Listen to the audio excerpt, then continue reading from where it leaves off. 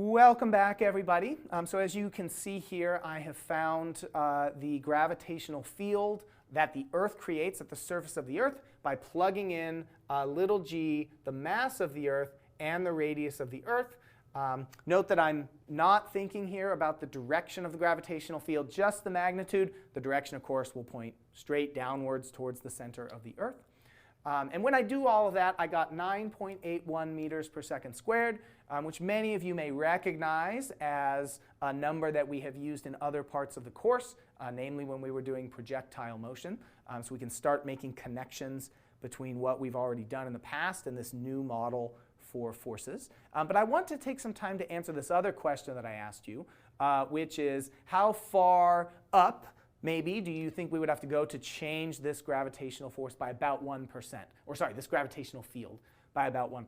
So instead of 9.81, maybe I wanted 9.80. That would be a change of, actually that would be a change of only a tenth of a percent, right? So let's go ahead and try that out. So what I would want to do is resolve this equation for a distance, r. So I could write this as r equals g me divided by my new acceleration, which I'll just call little a, and then this is going to have to be square rooted.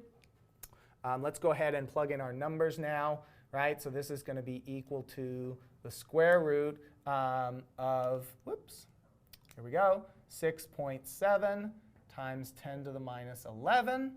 The mass of the Earth, which I wrote them down here if you weren't able to find them, is 6 times 10 to the 24. And then I need to divide that by my new acceleration, which is 9.80. And then I'm going to need to do this calculation, which I'm going to do over here.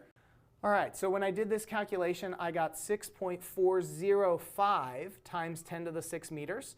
Now, if you see here, I assumed that the radius of the Earth was initially 6.4. So we've changed by 5,000 meters.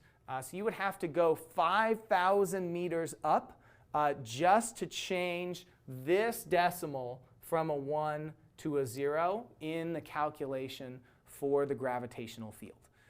What that means is we can often, if we're close to the surface of the Earth, get away with assuming that the gravitational field, and thus the gravitational force, is constant.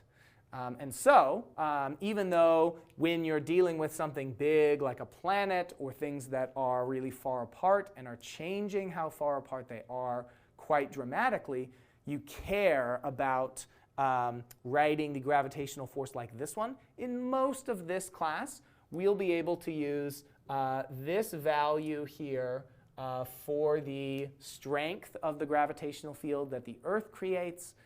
And we'll be able to assume that that field is constant.